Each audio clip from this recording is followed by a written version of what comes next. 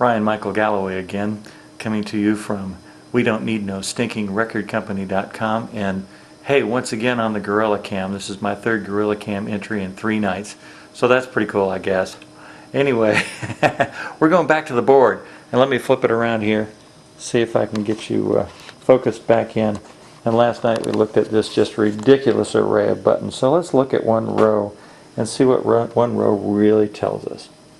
So this is just a normal microphone input jack, or you could have like a 1/4" jack, which is like a guitar.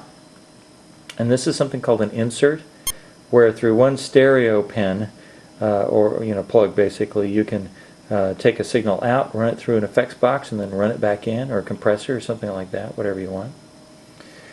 This is something called a trim or gain. If you've got some distortion, it's one place to go first to turn it up if things are too soft, turn it down if the signal is too powerful, and it absorbs a lot.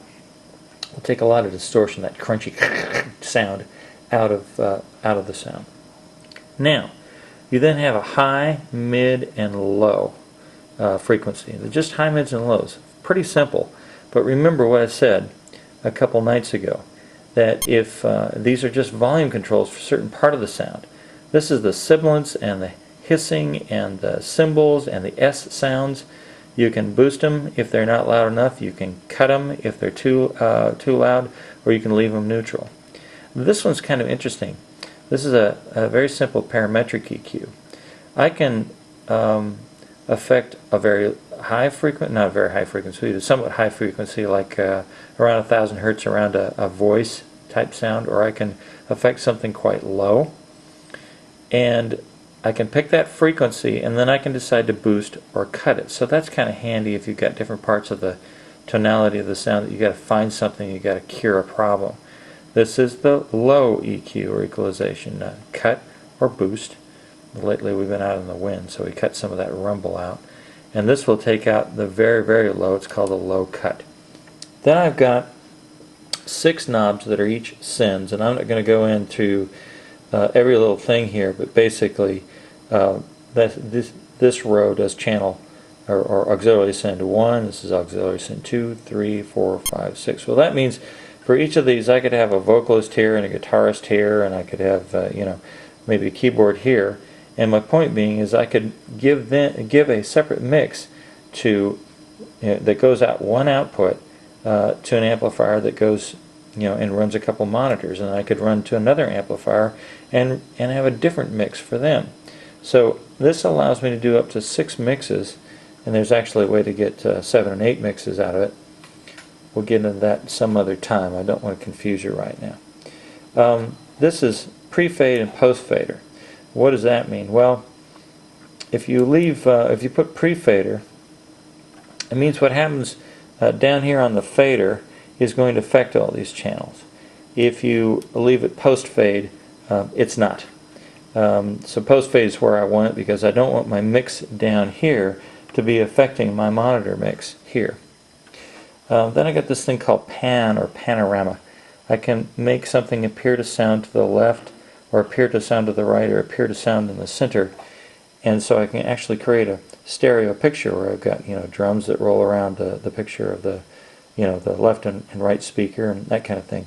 Don't use this live very often, because if I'm running in stereo, then certain parts of the room miss certain parts of the sound. I've got a way to solo a channel. If I've got a bunch of things playing and I just want to listen to that one channel to see how it sounds, cure that problem in a drum or a guitar or something like that, I can do that. I can mute a whole channel out. If I mute a channel out, that means I can unplug stuff from it and plug it in. It's not even going to come through. It's not going to come through anything. It's just like shutting that channel completely down. Now this is kind of interesting because it's busing switches, and that will drive you crazy. Busing switches send this channel to different parts of the board. Over that way, I've got some places to kind of group things together. So I've got what's called submix channels. And if I plugged this one and this one on this one to submix 2, it would gang all those 3 together, like if I had vocals or something like that. It would gang all those 3 together, And then I would come over and I would look at submix 1 and 2. I could pan them, and I could send and bus those to the main mix, and then they're controlled by the main mix. Why would I want to do that? Well, if I got a horn section or vocals, I might want to have them on a submix here. I might want to have drums sent to a submix here. I might want to have different things sent to different submixes, and this one's got 4 of them, which is very cool. So now you kind of understand that these bus things can send to the submixes. Also, instead, I could just send the entire thing to the main mix and bypass all those submixes. And then it comes down and it's controlled simply by these 2 faders, and these ones go to the mains. Alright, right now, you might want to play this over a couple times, but I'll get around where you can see me again. If you understood that, basically, you understand about 80-85% of what the PA board does. Run that a couple times. Send me some questions. Try to clarify. But if you got that, then you can have a pretty good conversation with your tech crew when things kind of get confusing and you got a lot of things going through the board. Now remember, this is set up, a big board set up like this, and this is not a really big one, but it's a pretty good sized one.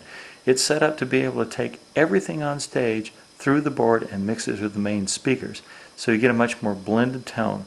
And it's your job as a musician to play at a low enough volume that you don't overwhelm the main speakers. Because this board is where everything's going and it's going to get mixed. And again, if you're too loud and you overcome the main speakers and the engineer can't turn you down, then everything's a compromise at that point, and you're just trying to blend stage sound and PA sound. It's not the greatest situation in the world, but actually it's more common than not.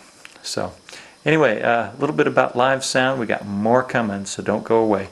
I'm Michael Galloway from We Don't Need No Stinking Record Company.com.